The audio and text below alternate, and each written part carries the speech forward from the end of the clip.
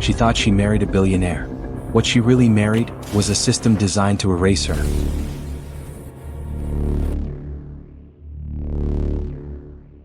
Chapter 1. The marriage that saved her. She married him because she was tired of surviving. Not dreaming. Not hoping. Just surviving. Her name was Lena Moore, 23, poor, invisible, and exhausted in a way sleep never fixed. She worked nights at a private hospital as a cleaner, days at a laundromat, and still counted coins before buying food. No parents. No siblings. No one who would notice if she disappeared for weeks. That was how Adrian Vale found her.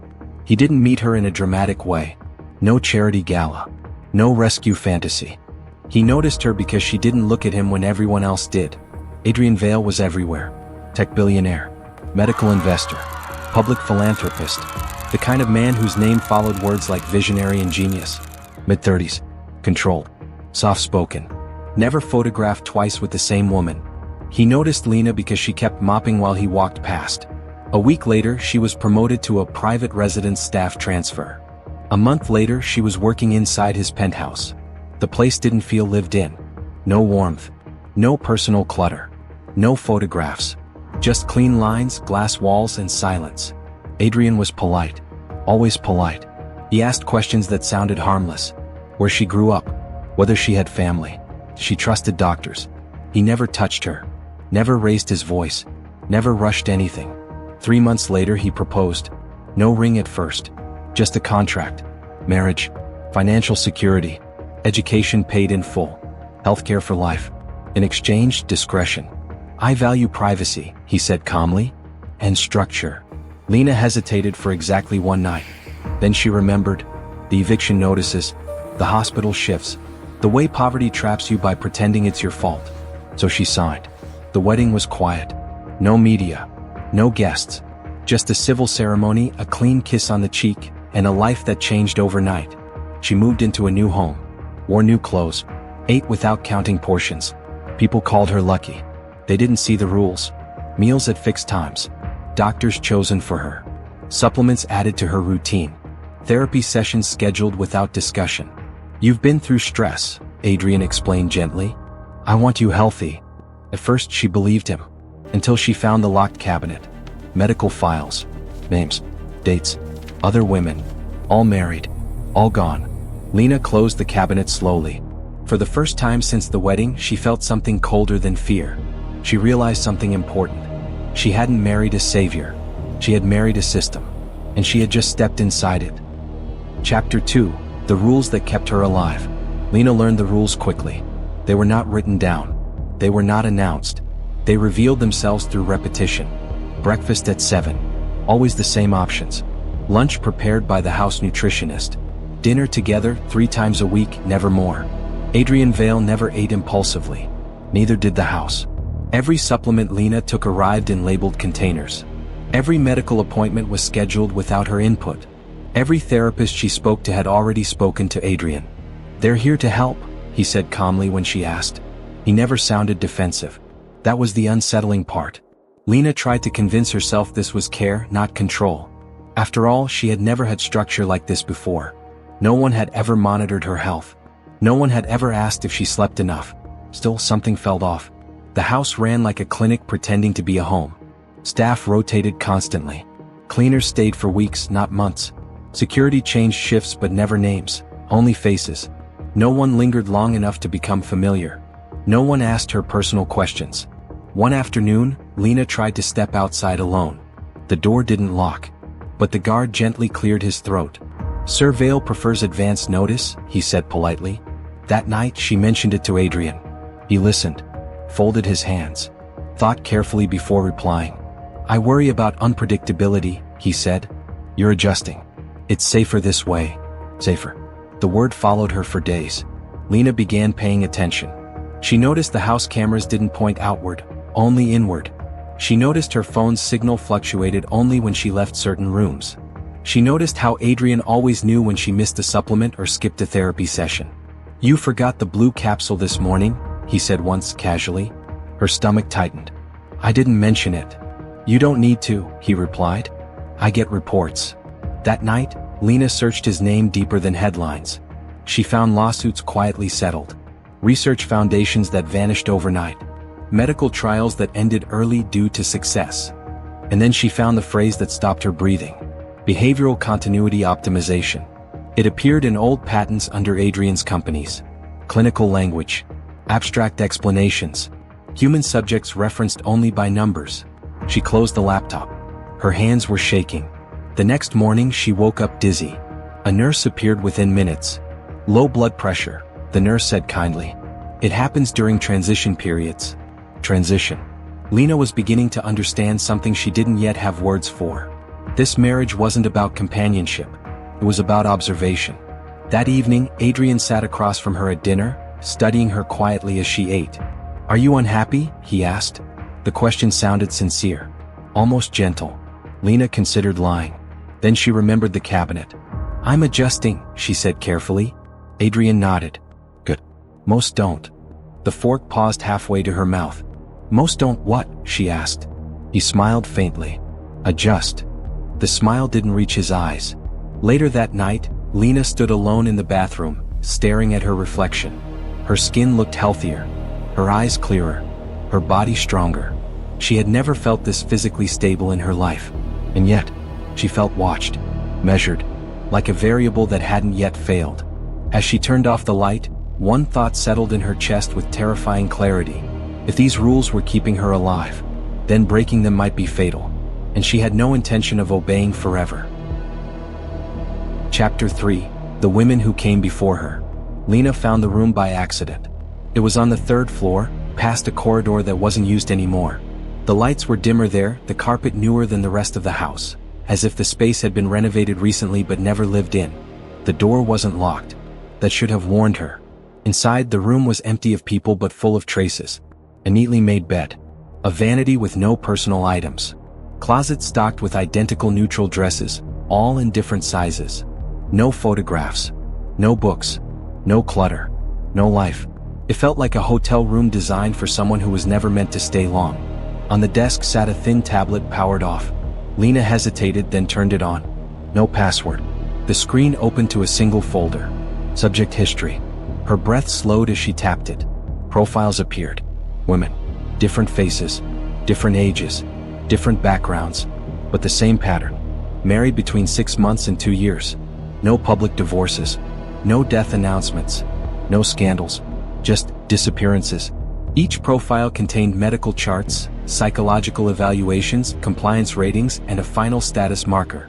Stable, transferred. Unstable, terminated. Incompatible, released. Lena's hands trembled. She scrolled faster. One woman had been a former waitress. Another, a graduate student.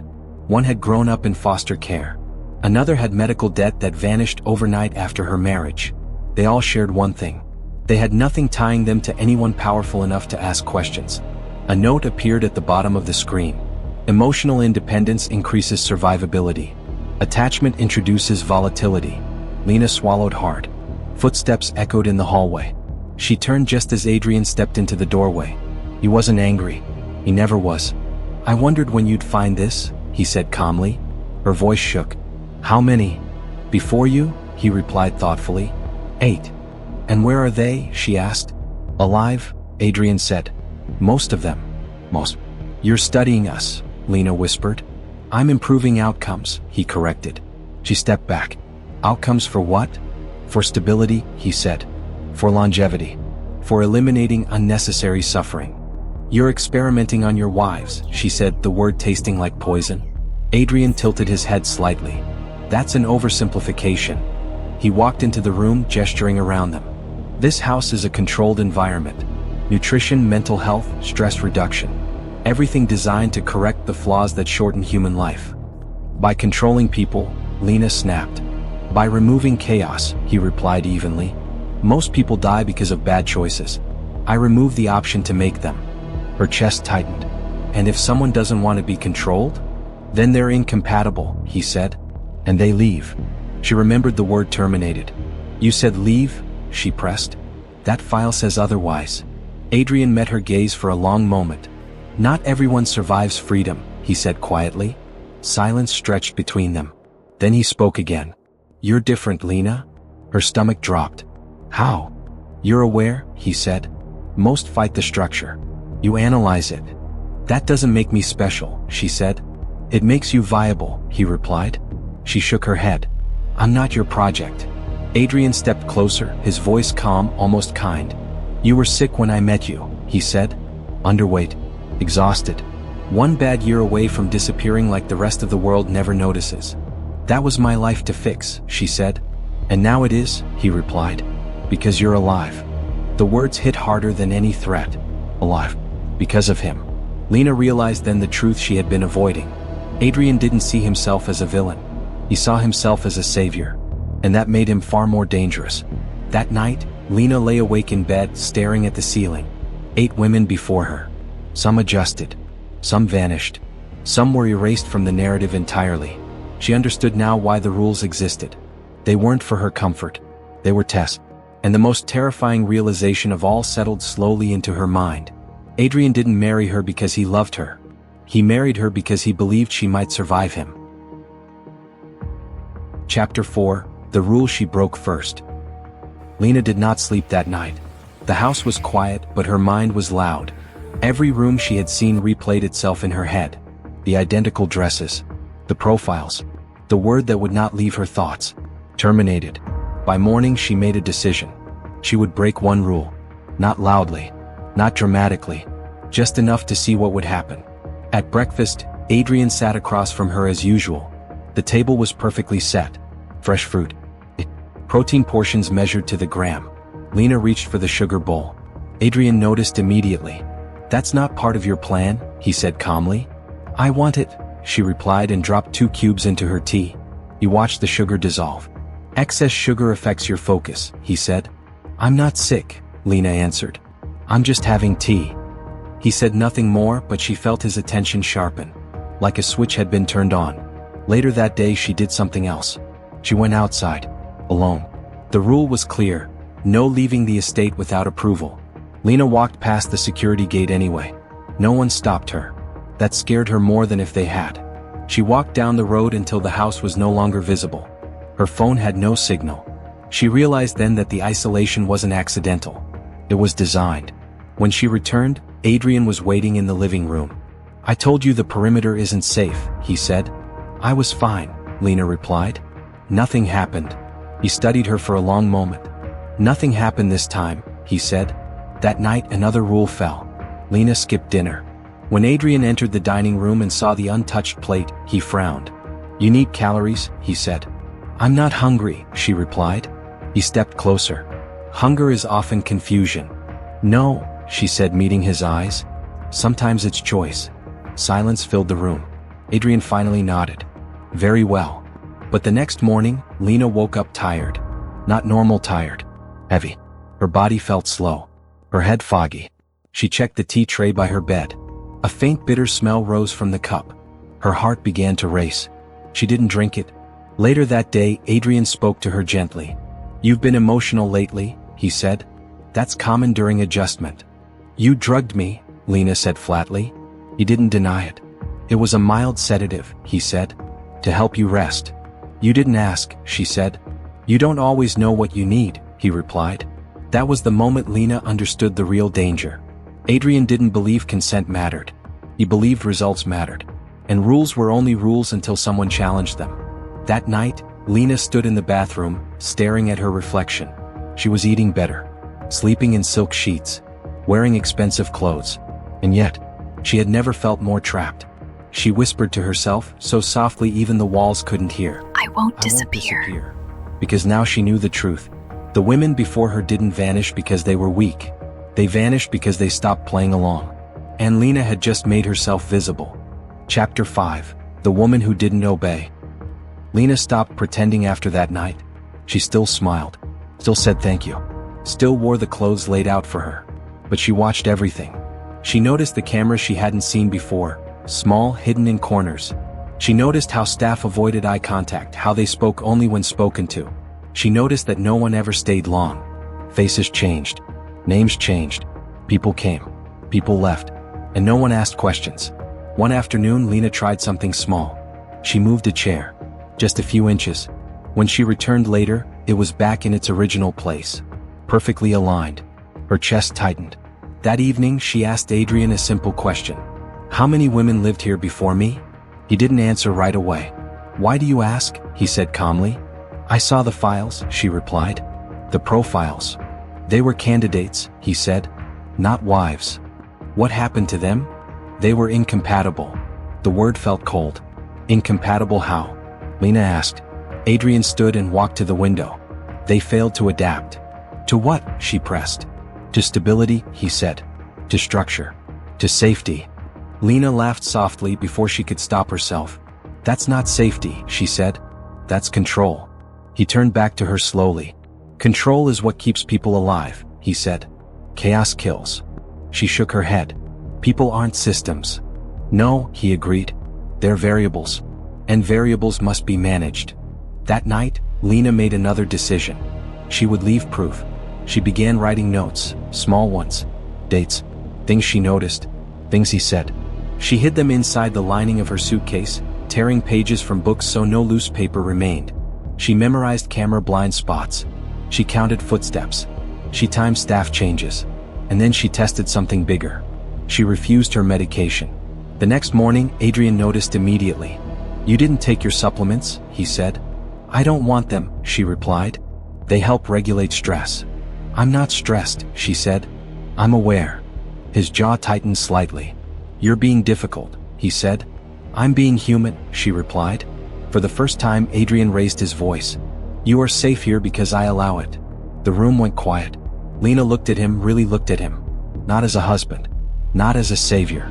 But as a man who believed love was ownership. If you have to force safety, she said slowly, then it isn't safety. Adrian stepped closer. You were nothing when I found you, he said. No money. No future. No protection. And now, she asked. Now you belong here. That word settled like a threat. That night, Lena heard crying. Soft. Muffled. From somewhere inside the house. She followed the sound carefully, barefoot, heart pounding. It led her to a locked door at the end of a corridor she had never seen before. The crying stopped. Silence returned. Lena touched the door. Cold. Solid. Locked from the outside. Behind it, someone had been there. Or someone still was. She stepped back as footsteps approached. Adrian appeared at the end of the hall. You shouldn't be here, he said calmly. Who was crying? Lena asked. There was no one, he replied. You're lying. His expression didn't change. You're tired, he said. Tomorrow we'll reset. As he walked past her, Lena felt something shift inside her. Fear was no longer enough. She needed a plan. Because now she knew the truth. Adrian didn't marry women. He tested them. And when they failed, they didn't leave. Chapter 6. The door that never opened. Lena did not sleep that night. Every sound in the house felt louder than usual. The soft hum of electricity, the distant footsteps of guards, the quiet ticking of a clock somewhere behind the walls. She lay still, eyes open, replaying the moment in the hallway again and again. The crying had been real. She was certain of that. Morning came like nothing had happened. Breakfast was served on time. Adrian read the news calmly. Staff moved with their usual silence. No one looked afraid. No one looked suspicious. It was as if the house itself had agreed to forget. But Lena didn't. After Adrian left for the city, she waited. Counted minutes. Watched from the window until the gates closed behind his car. Then she moved. She returned to the hallway. The door was still there. Same place. Same lock. No sign it had ever been used. She tried the handle again. Locked. She pressed her ear against it. Nothing. But something about the silence felt wrong, too heavy, too deliberate. She checked the walls nearby. Ran her fingers along the edges.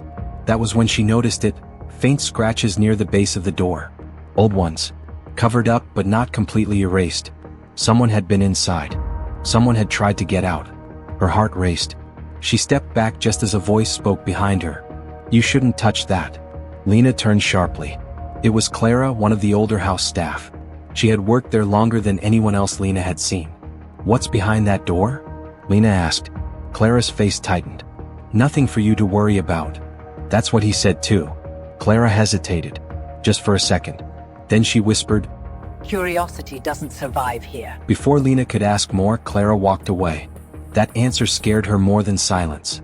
Later that day, Lena searched the house records on the shared system Adrian had allowed her access to. It was limited, expenses, schedules, basic layouts. But the hallway didn't exist on any blueprint. No room number. No label. No purpose. Like it had been erased. That evening, Adrian returned early. "You look unsettled," he said. "I found a room that doesn't exist," Lena replied.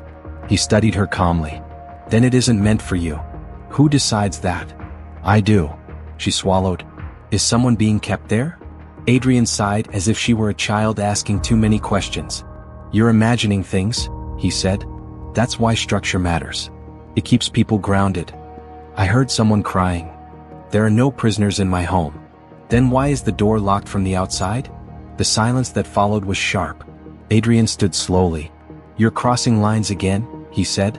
"No," Lena replied, her voice shaking but firm. "You crossed them first." His eyes darkened. "I saved you." "You bought me," she said. "There's a difference." He stepped closer. "Everything I do is to protect what's mine." "I'm not yours," she said. For the first time since she met him, Adrian looked genuinely angry. "You will rest tonight," he said. "Tomorrow we fix this." Lena knew what that meant. Medication. Isolation. Control. That night she packed a small bag. Not to leave. To survive. She hid her notes deeper. Slipped a metal hairpin into her sleeve. Memorized the guard rotations she had been tracking for days. Because now she understood something clearly. That door didn't open from the inside. And if she waited too long, she might be the next one behind it. Chapter 7. The woman who was never reported missing. Lena began to notice the patterns. Not the obvious ones, the guards, the cameras, the locked gates. Those were expected. What unsettled her were the quiet routines that never changed. Every night at exactly 11:40 p.m., one guard switched posts. Every morning at 5:30 a.m., the cleaning staff avoided one section of the house. Every Sunday, a supply truck arrived with sealed crates that were never logged. And no one ever asked questions. Lena started keeping track in her head. No paper. No phone. Just memory. She learned that Clara never worked past sunset. She learned that Adrian never entered the West Wing himself. And she learned that one guard, Mark, always avoided the hallway with the locked door. Fear leaves traces. People carry it without realizing. One afternoon, while pretending to read in the sitting room, Lena overheard two staff members whispering. She lasted longer than the others. At least she didn't scream. Lena's fingers tightened around the book. Others. That night, she waited until the house settled. Until the lights dimmed. Until Adrian's door closed. She moved quietly. The hallway felt colder than the rest of the house. The air was stale like it hadn't moved in years. She knelt near the locked door again and looked closer this time. The scratches weren't random. They were marks from fingernails. Her stomach twisted. She slid the hairpin from her sleeve and worked it into the lock. Slowly. Carefully. Her hands shook, but she didn't stop. A soft click. The door opened just enough to reveal darkness. And a smell she would never forget. Damp air. Rust. Something old. She pushed the door wider. The room was small. Concrete walls. A single light hanging from the ceiling. No windows. A thin mattress on the floor. Chains bolted into the wall. This wasn't a room. It was a holding space. Lena stepped inside. On the far wall, carved faintly into the concrete, were names. Scratched one by one. Some crossed out. One stood out. Maria K. Lena's breath caught. She had seen that name before. In the city. On a missing persons poster. Months ago. But the case had gone quiet. No investigation. No follow-up. Because no one had reported her missing. Lena backed away slowly. That was when she heard footsteps. The door slammed shut. The lock clicked from the outside. Adrian's voice came through the door, calm and controlled. "I told you that room wasn't for you." Lena's heart pounded. "You lied to me." "I protected you," he said. "From the truth. You keep people here." "They come here," Adrian replied. "They choose safety. Just like you did." "I didn't choose this." "You chose me." The light flickered. "Maria didn't disappear," Lena said. "You erased her." Adrian was silent for a moment. Then he said, "She became unnecessary." Lena pressed her back against the wall, fighting panic. "You think you're different," he continued. "But every woman who comes here believes she is." "What happens to them?" Lena asked. Another pause. "Eventually," Adrian said, "they stop resisting." The light shut off. Darkness swallowed the room. And Lena understood something terrifying. No one was coming for her. Because to the outside world, She didn't exist here either. Chapter 8. The exit that was never meant to be found. Lena did not scream. Screaming wasted air. And air mattered. She stood still in the dark, listening. Adrian's footsteps moved away. One set. Come. Confident. He knew she was trapped. The room smelled damp and metallic. Her fingers brushed the wall again, tracing the scratches, the names. Some were deep. Others faint, as if the hands that made them had grown weak. She forced herself to breathe slowly. The light came back on a few minutes later. Clara stood outside the door, holding a tray. Her face was pale, eyes tired. "You shouldn't have gone in there," she said quietly. "You knew," Lena replied. Clara didn't deny it. "Please," Lena whispered. "Let me out." Clara glanced down the hallway, then back at Lena. "If I open this door, I lose my job. And my son loses his medicine. So people just disappear?" Lena asked. Clara's voice broke. "They're not reported. That's the trick. Adrian only marries women with no strong family ties. No close friends. No one who will push too hard." Lena's chest tightened. "We're alone. Easy to erase." Clara slid the tray through the slot and leaned closer. "There is one way out." Lena looked up sharply. "A service tunnel?" Clara said. "Old. Built before the house was renovated. It starts behind the wine cellar." "Why are you telling me this?" Clara swallowed. "Because Maria begged me to. And I said no." Footsteps echoed. Clara stepped back quickly. "I can't help you anymore." The light went off again. Hours passed. Or maybe minutes. Time meant nothing in that room. When the door finally opened, it was Mark, the guard who avoided the hallway. He didn't look at her. "Follow me," he muttered. He led her through narrow corridors and down a stairwell that smelled of dust and age. They reached the wine cellar. Rows of bottles. Cold stone walls. Mark pressed a loose brick. A section of the wall slid open. Behind it, darkness. "That tunnel leads to the old drainage system," he said. "It comes out near the river." "Why are you helping me?" Lena asked. He hesitated. "Because I was told this job was about security, not cages." He turned away. "You have one chance. If he notices you're gone before dawn, you won't make it." Lena stepped into the tunnel. It was narrow and wet. Water dripped from the ceiling. Rats scattered as she moved. Her hands scraped against rough stone, but she didn't stop. She crawled. Walked. Fall. Got back up. Her legs burned. Her lungs ached. Then air. Fresh air. She pushed through the last opening and collapsed near the riverbank, gasping. The mansion loomed in the distance, silent and massive. For the first time since she married Adrian, Lena was outside without permission. Free. Or so she thought. A car door slammed nearby. Headlights flared on. Adrian's voice cut through the night. "Lena," he called calmly. "You didn't think I built only one lock, did you?" She froze. The river rushed beside her. Behind her, footsteps approached. And Lena realized the exit had never been meant for her. It had been built to see who tried to leave. Chapter 9. The woman who ran without a name. Lena didn't turn back. She ran. The riverbank was uneven, slick with mud and stones. Her shoes slipped, but fear kept her upright. Adrian's voice followed her, calm and almost patient, as if he knew there was nowhere left to go. "Stop, Lena," he called. "You'll only make this harder." She didn't answer. Headlights swept across the trees behind her. The guards were spreading out. Adrian never chased. He directed. Lena cut toward the water. The river was wide and fast, dark under the night sky. She hesitated for half a second, then stepped in. Cold punched the air out of her lungs. She forced herself forward, shoes filling with water, dress dragging her down. The current pulled hard, but she angled her body, letting it carry her diagonally instead of fighting it. A shout rose behind her.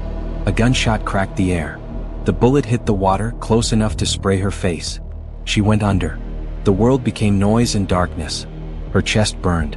Panic clawed at her throat, but she kicked, reaching blindly.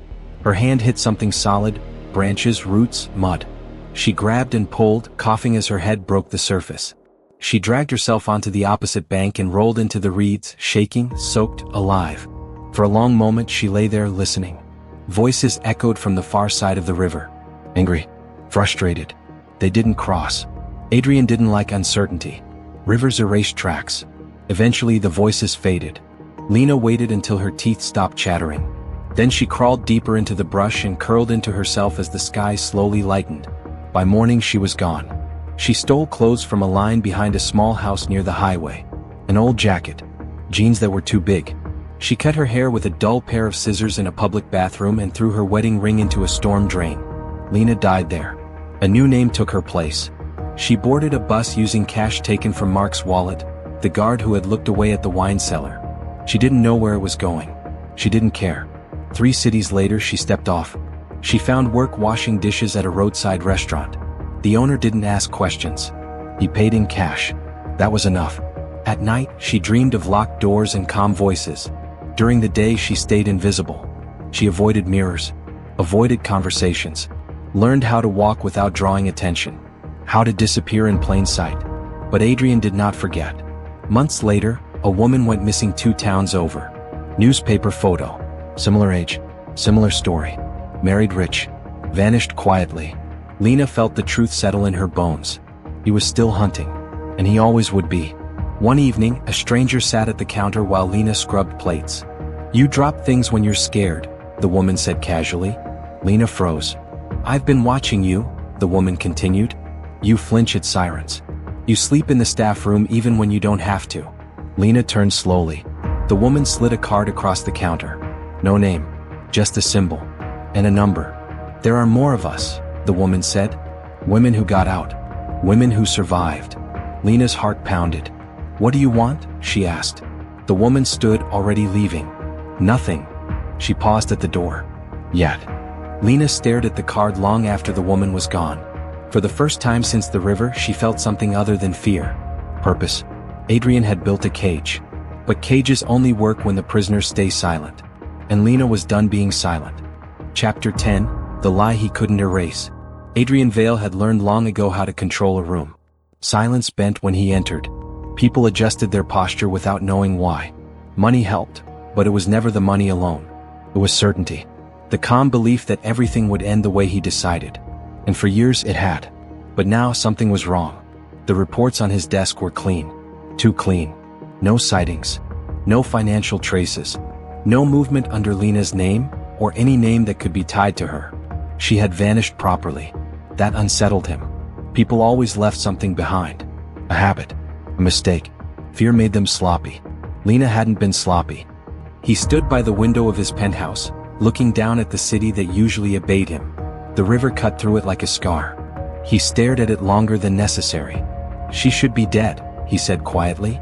Behind him, his head of security shifted. "We searched for weeks." "I know," Adrian replied. "That's the problem." Lena read the files 3 nights later. The woman from the diner, her name was Nora, had led her to a safe apartment with blacked-out windows and no digital footprint. Inside were 6 other women. Different ages. Different cities. Same story. Married fast. Moved into luxury. Rules disguised as care. Isolation framed as protection. And then, accidents. One woman showed her a scar on her arm. "I was supposed to fall down the stairs." Another spoke softly. "My car brakes failed. Twice." Lena felt sick. "So why are we alive?" she asked. Nora met her eyes. "Because you ran." They weren't just survivors. They were evidence. Files covered the table. Death certificates, shell companies, trusts, charities that moved money like shadows. Adrian Vale didn't kill directly. He arranged outcomes. Insurance policies. Legal loopholes. Plausible tragedies. "He marries women without family power," Nora explained. "Then he removes them slowly. Each death feeds the next expansion." Lena's hand shook. "How many?" she asked. Nora didn't answer right away. "Enough," she said finally. Adrian felt it before it happened. A shift. Banks returned calls slower. A partner postponed a meeting without explanation. A journalist asked a question that cut too close to the bone. Someone was connecting dots. He summoned his lawyers. His fixers. His silence buyers. "Find the leak," he ordered. Quietly.